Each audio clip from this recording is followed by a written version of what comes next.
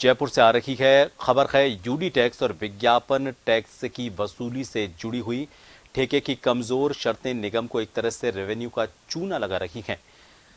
इस वजह से निगम संसाधनों की वसूली से अब खजाना भर रही हैं ठेका कंपनियां। शर्तों में कंपनी के अपने संसाधनों से वसूली का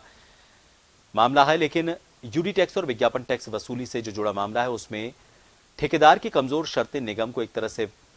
रेवेन्यू का नुकसान कर रही हैं। खजाना ठेका कंपनियां अपना भर रही हैं और इस्तेमाल कर रही हैं निगम के संसाधन, जबकि उन्हें अपने ही संसाधनों का इस्तेमाल करना है।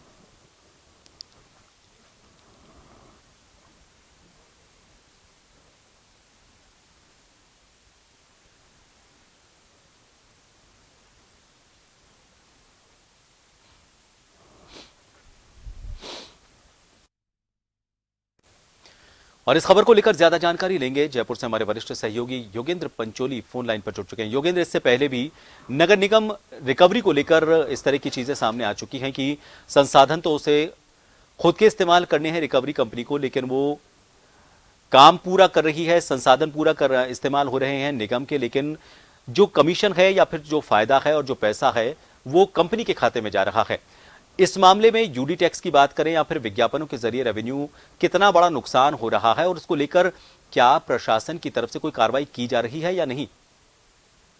छोटी बात इसमें ये आ रही है कि 8 अक्टूबर 2020 में निजी कंपनी जो स्पेरो सोफ्टेक है उसे नगर निगम ने समझौते के तहत उसके साथ एग्रीमेंट किया गया था कि जो भी यूडी टैक्स और विज्ञापन के प्रति जो टैक्स है उसकी वसूली वो फर्म करती है अपने संसाधनों से, तो उसमें से ही उसे कमीशन दिया जाएगा।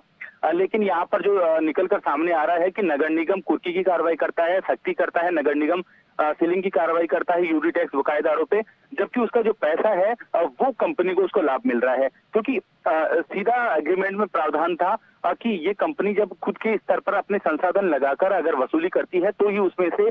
जो परसेंटेज बनता है उसके शर्तों के अनुसार उसे मिलेगा। लेकिन यहाँ पर उस शर्तों का उल्लंघन हो रहा है। लेकिन यहाँ पर जो राजस्व अधिकारी है जो नगर निगम का रेवेन्यू बढ़ाते हैं,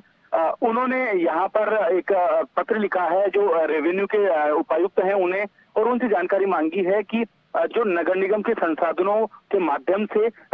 जो पैसा, जो यूडी टैक्स का जो पैसा है वो जो वसूला जा रहा है वो किस खाते में, वो नगर निगम के खाते में पैसा ट्रांसफर किया जाए या फिर कंपनी के में। कंफ्यूजन वाली स्थिति है, तो इससे सीधी सीधी एक कहें कि भ्रष्टाचार की स्थिति इसमें नजर आ रही है और अंदेशा भी जताया जा रहा है, क्योंकि नगर निगम संसाधनों से अगर टैक्स वसूला जा रहा है और निजी फर्म को अगर इसका फायदा हो रहा है तो ये कहीं ना कहीं उन शर्तों की अवहेलना है। लेकिन मोटे तौर पर देखिए, समझने वाली बात इसमें ये भी है कि शर्तों में कोई ऐसा प्रावधान नहीं किया गया था कि कौन सा पैसा फर्म के अकाउंट में जाएगा या फिर नगर निगम के अकाउंट में जाएगा। तो इसी कंफ्यूजन में राजस्व अधिकारी हैं और इसी को लेकर उन्होंने रेवेन्यू जो उपायुक्त है उसको पत्र लिखा है और उसमें जानकारी मांगी है, और उसमें यह भी कहा है कि जो कुर्की की कार्रवाई नगर निगम करता है, जबकि पैसा वसूली का काम यहाँ पर सारी जो मैन पावर और संसाधनों का उपयोग नगर निगम का हो रहा है, जबकि पैसा उस कंपनी के खाते में जा रहा है, तो ये गलत है।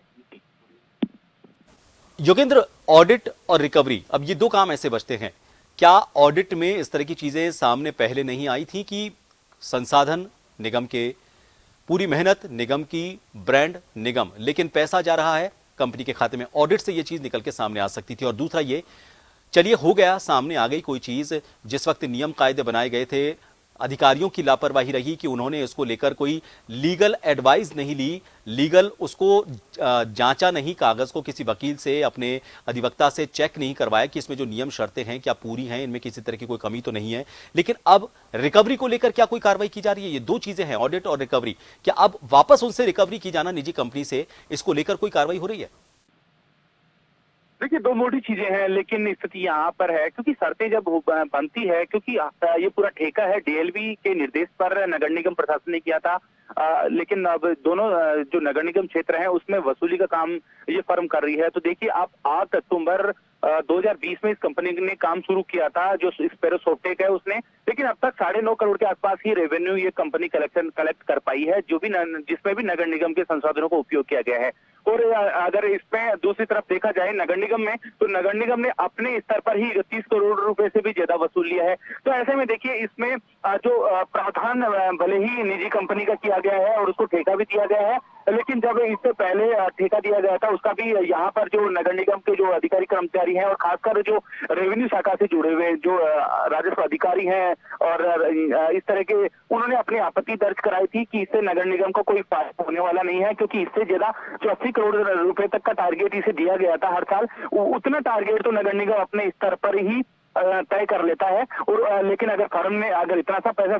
फर्म वसूल करके नगर निगम को देती है तो उसमें भी 9.5 से 10% हिस्सा ले जाती है, तो इससे नगर निगम का सीधा सीधा रेवेन्यू का नुकसान ही है और इससे नगर निगम के जो रेवेन्यू से जुड़े हुए जो अधिकारी हैं उनका भी मनोबल टूटने की बात है।